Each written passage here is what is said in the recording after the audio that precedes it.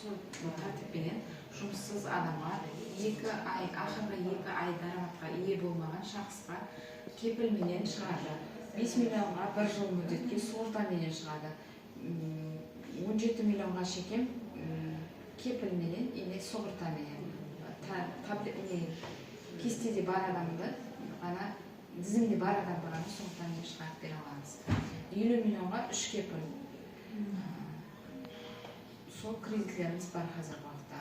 Одан нелері өзін-өзі бәнз ету керек, талаплары. Шаруашылықпенен, я болмаса ұсташылықпенен шұғылану керек. Сондай талаплары бар. Сіздер қандай сұрағыңыз бар? Жаңа айтып пластик алсаңыз кредит шығады. Ал сол енді ұсыл дәстүрді қазір кіртіп жатырыпты біздердің жоғары ұсыныс қылып 5 миллионға 17 миллионға шекемкіні онлайн агромобайл приложениеміз бар телефонларда. Сол приложение арқылы жұмыссыз адамдарға онлайн алу құқығын сұрап жатырмыз. Сіз 17 миллионға шеген банкке келіп отырмайсыз. Өзіңіз кепілдің орнына субсидия қостырып кредит алып бересіз. Сондай несін істеп жатырмыз. Ана 100 миллион деп аталған 100 миллион бар, енді оған залог сұрайды.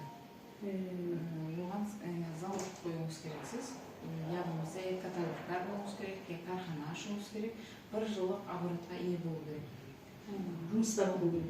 Я жұмыссыз, қанды 1 жыл дараматқа ие болып, бизнеспен шұғылданып отырған адамға беріледі.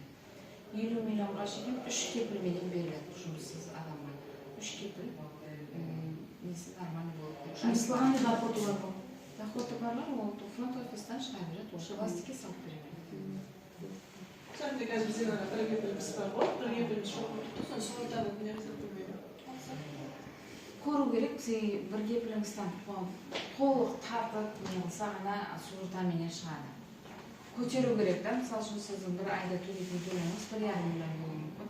Сол 1,5 миллионға оның зарплатасы жету керек. Сол кезде ғана оны субсидиямен шығара аламыз. Чтобы ертең бір зат болып қалған жағдайда субсидиядан қайтпай жатырды да қазіргі уақытта. Сол үшін кепіл деп талап етіп жатырмыз.